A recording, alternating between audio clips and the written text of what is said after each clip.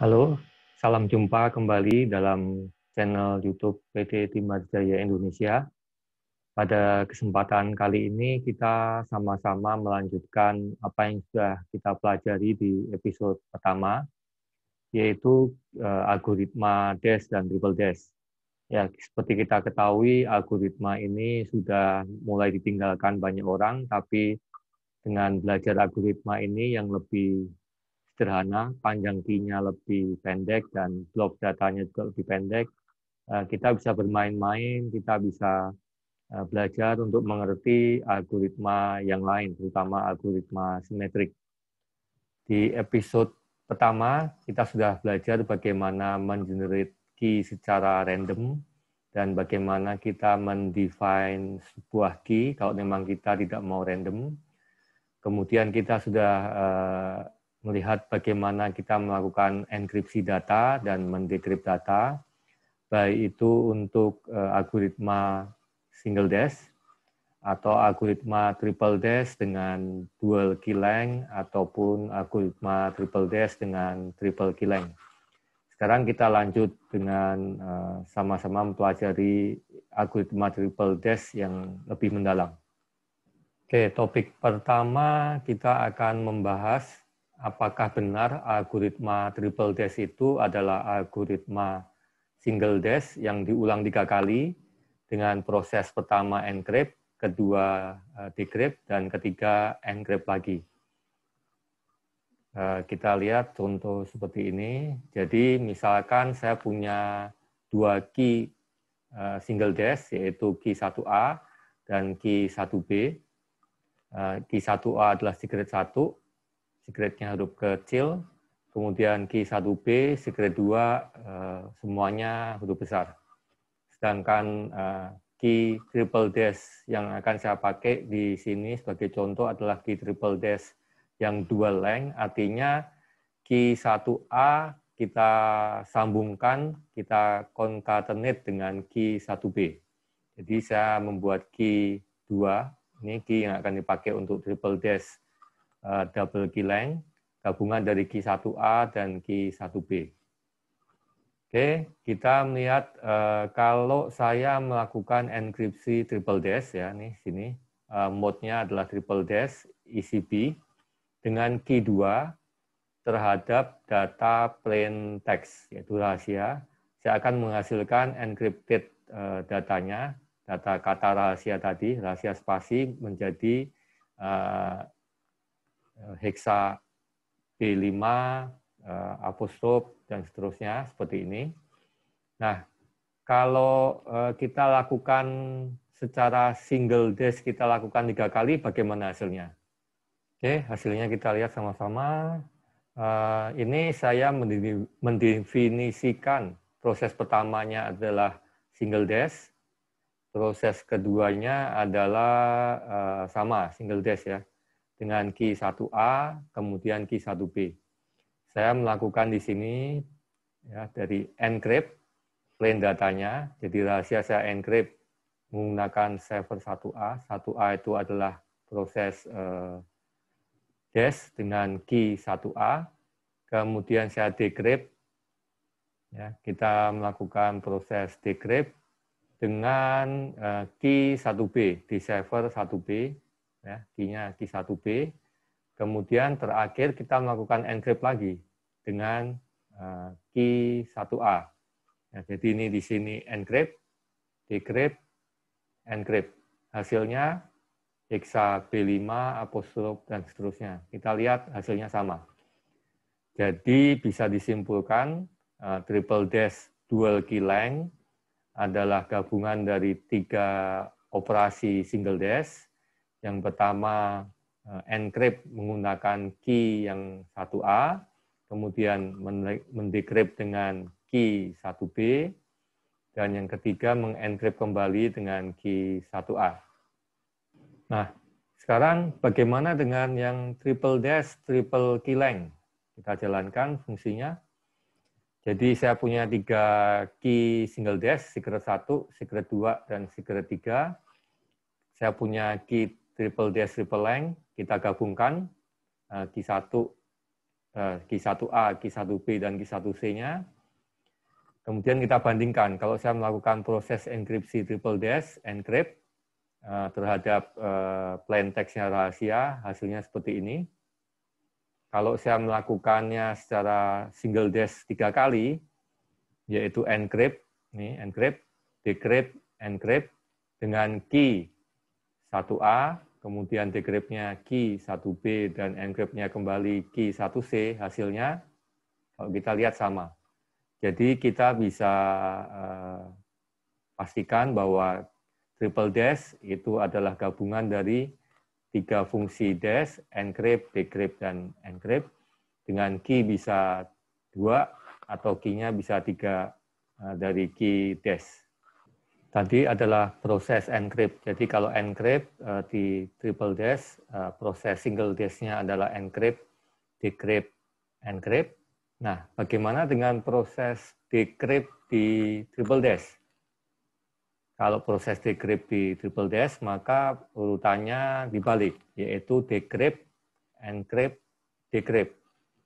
Kalau itu kita triple dash dual key length, jadi decrypt-nya adalah decrypt pakai key 1, kemudian encrypt pakai key 2, kemudian decrypt kembali memakai key 1. Sedangkan kalau triple dash triple length, maka proses decrypt-nya, decrypt yang pertama adalah decrypt pakai key 1, kemudian encrypt memakai key 2, dan terakhir mendecrypt kembali memakai key 3. Nah, itu proses perbandingan antara triple dash dan dash. Sekarang kalau kita bayangkan kita punya key, ya. Misalnya key itu yang dual key length. Kalau kita lihat dual key length berarti ada 2 key single dash, key pertama dan key kedua. Nah, bagaimana kalau key pertama ini sama dengan key kedua? Jadi proses triple dash-nya adalah key pertama sama ya dengan key kedua. Jadi proses encrypt dengan key, kemudian di decrypt dengan key yang sama, kemudian di encrypt lagi dengan key yang sama. Saya ulang ya. Jadi kalau kita memakai proses triple dash tapi dual key length-nya key yang bagian kiri dan kanannya sama, maka proses pertama adalah kita encrypt dengan key, kemudian kita decrypt dengan key yang sama. Hasilnya apa? Plain text kembali, informasi awal. Jadi tidak ada perubahan data. Kemudian kita encrypt lagi dengan key yang sama. Jadi seakan-akan proses triple dash ini menjadi sama dengan proses single dash. Single dash yang memakai key saja, key 1 misalnya. Kalau tadi key 1 dan key 2. Demikian juga dengan triple dash yang triple key length. Kalau ketiganya sama, maka waktu awal kita encrypt, kemudian kita decrypt dengan key single dash yang sama, hasilnya apa? Plain text kembali, clear. Kemudian kita encrypt lagi dengan key yang sama, maka proses triple dash yang harusnya lebih secure menjadi sama dengan proses single dash. Artinya kalau dalam istilah di Python, PyCryptodome, proses triple dash-nya ini jadi degenerate menjadi single dash. Kita kasih contoh seperti di sini ya.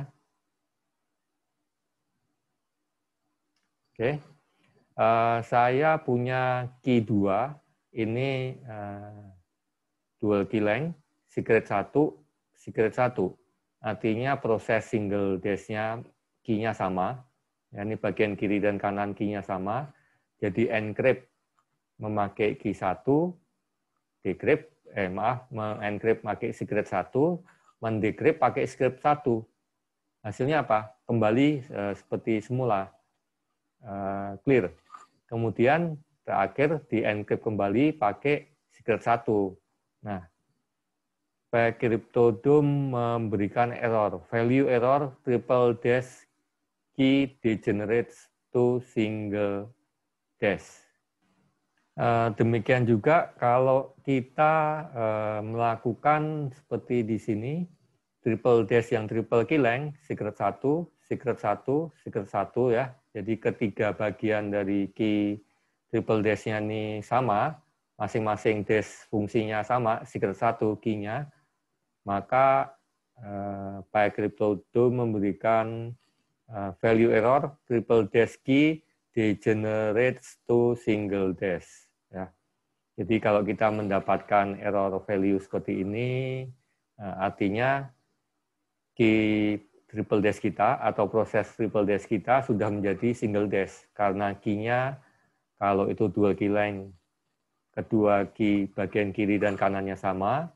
Kalau triple key length, 3 bagian key, yang kiri, tengah, dan kanan semuanya sama. Ya, kita harus hindarkan proses seperti ini supaya proses algoritma triple dash tidak berubah menjadi single dash. Ya, fungsinya seperti single dash. Kita lanjut lagi. Kalau di episode yang pertama, kita sudah men-generate key, baik itu random maupun kita menetapkan suatu kunci.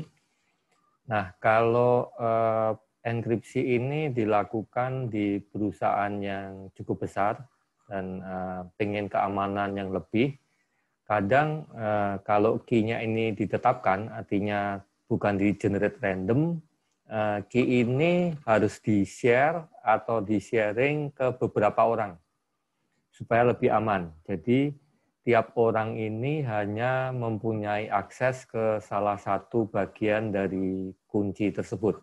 Misalnya, kita bagi kunci menjadi di split ke 3 orang. Jadi ada si A, si B, dan si C.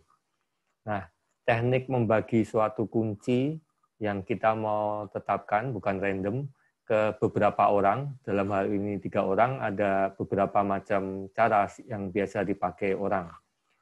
Yang pertama yaitu caranya dengan cara split.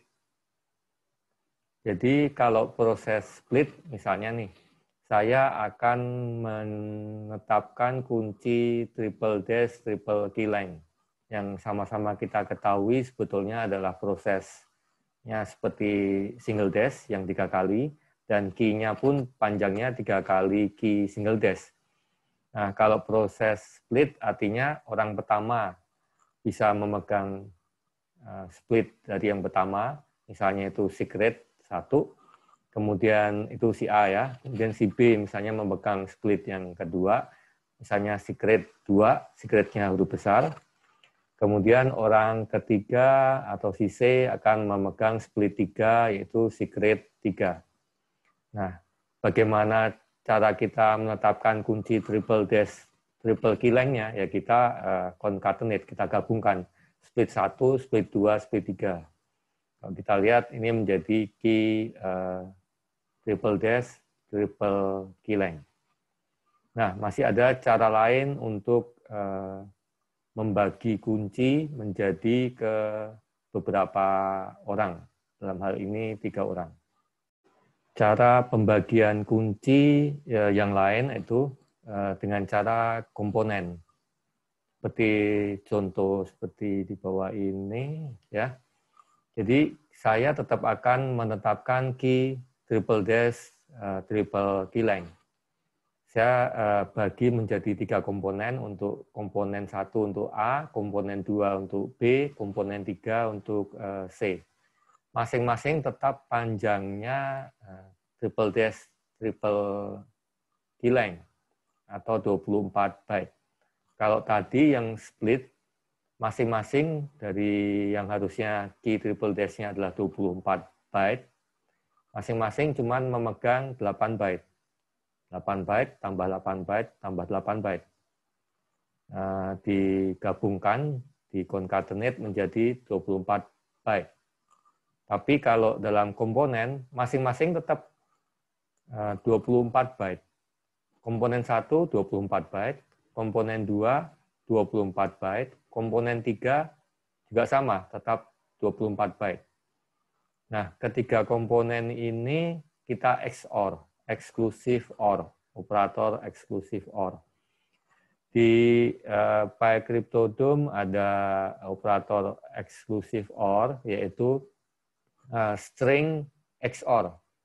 String XOR ini kalau kita punya byte, ada dua, misalnya komponen 1 dan komponen 2, kita lakukan string XOR seperti ini.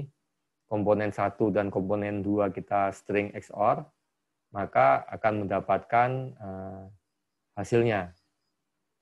Kemudian kalau kita XOR lagi dengan komponen 3, kita lakukan string XOR dari hasilnya tadi, maka kita mendapatkan hasil XOR ketiga komponen tersebut.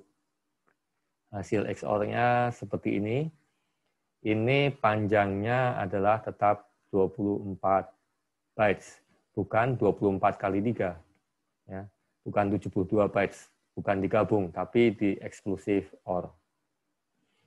Dalam exclusive OR, mau urutannya komponen 1, komponen 2, baru komponen 3, atau dibulak-balik, hasilnya sama. Kalau kita lihat ya, yang contoh berikutnya, ini komponen 1 di XOR dulu dengan komponen 3, baru komponen 2. Hasilnya kita lihat sama. BK, F, C, Y, dan seterusnya. Kalau komponen 2 di XOR komponen 3, lalu di XOR komponen 1, hasilnya sama juga. Jadi XOR ini mau dibalik-balik tidak ada masalah, hasilnya sama. Ya. Jadi untuk membagi kunci menjadi beberapa komponen atau di split menjadi beberapa orang ada dua macam cara, yaitu pertama kita split, yang kedua dengan menggunakan komponen dan komponennya kita XOR. Oke, sekarang kita masuk ke topik terakhir dalam episode kali ini, yaitu bagaimana caranya kalau kita perlu memberikan key ke misalnya banyak sekali orang. Misalnya dalam suatu perusahaan, dia mau membagikan kunci ke 1.000 orang, dan kuncinya masing-masing ke tiap orang ini berbeda. Jadi kita harus ada 1.000 macam key, 1.000 macam kunci. Kalau kita generate random, tentu saja kita harus memanage kuncinya untuk si A, kuncinya ini, si B, kuncinya ini, dan kita harus mapping ke usernya misalnya, atau ke orangnya. Akan lebih sulit lagi kalau kita mau menetapkan, bukan mengenerate random. Karena bagaimana kita bisa membuat ya agak acak, tapi ke 1.000 orang agak sulit. Nah, cara yang lebih mudah yaitu dengan cara kita menggunakan metode master key dan derivation key.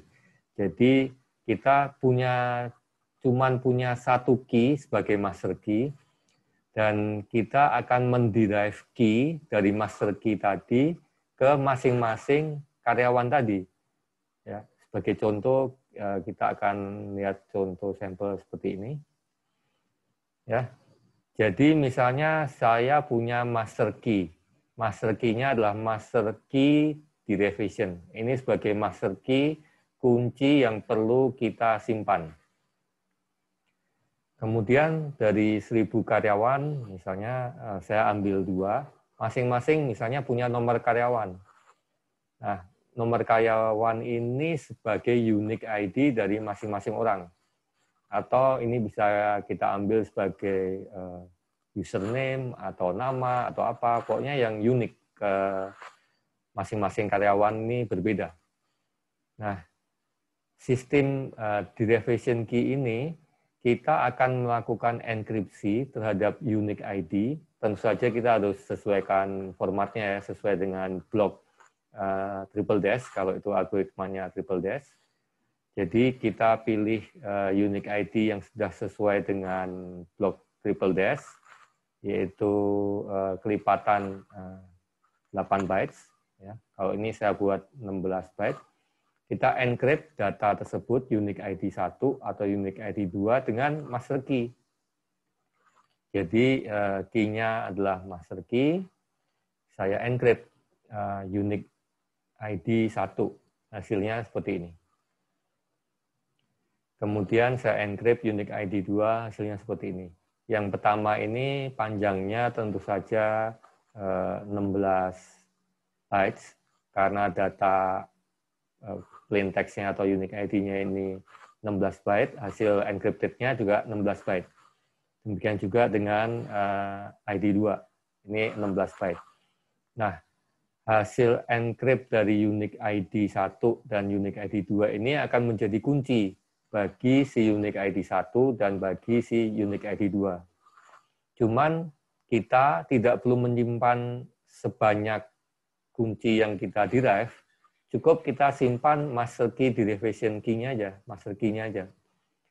Sedangkan kalau kita mau mencari unique ID 1, key-nya apa ya?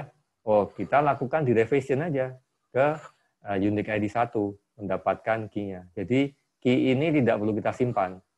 Yang kita simpan adalah master key, dan tentu saja unique ID yang bersangkutan. Jadi kita tidak perlu membuat mapping unique ID-nya sekian, key-nya sekian, nggak perlu. Tapi kita cukup simpan unique ID-nya aja. Ya, ini lebih simpel dibanding proses mapping. Kalau proses mapping, ya kita harus menjamin mapping-nya tetap tidak berubah dan tidak terjadi kesalahan. Ya, ini salah satu metode bagaimana kita menetapkan sebuah kunci yang cukup acak dan tidak terlalu complicated dengan mapping, cukup dengan derivation. Jadi kita simpannya cuma master key-nya saja. Oke, sekarang kita sampai pada akhir episode 2. Ya, saya akan memberikan kesimpulan. Jadi apa yang kita sudah pelajari di episode 2 ini, yaitu kita membuktikan bahwa triple dash itu adalah proses encrypt, decrypt, encrypt dari single dash yang dilakukan 3 kali. Kemudian kita bisa juga menghindarkan kunci ya, triple dash, baik itu dual key length maupun triple key length menjadi kunci yang cuma single dash dengan cara ya kita harus bedakan antara bagian kiri dan bagian kanan, atau bagian kiri, tengah, dan kanan dari kunci triple dash tersebut. Sehingga kita tetap bisa menjamin algoritma yang kita pakai adalah triple dash, bukan menjadi algoritma single dash. Kemudian kita sudah juga bagaimana men-split atau membagi kunci ke beberapa orang, baik itu dengan cara split, maupun dengan cara XOR, dan terakhir kita sudah belajar bagaimana cara memanage key kalau kita akan membuat key yang untuk sangat banyak, 1.000 orang atau 1 juta orang. Ya. Kita tidak perlu membuat mapping yang rumit, cukup kita membuat satu master key, kemudian kita bisa menderive key dari master key tersebut. Episode selanjutnya kita akan tetap membahas algoritma triple dash. Jadi jangan lewatkan kesempatan di episode 3, kita akan membahas triple dash secara lebih mendalam. Oke, sampai jumpa di channel YouTube PT Timar Jaya di lain kesempatan. Salam.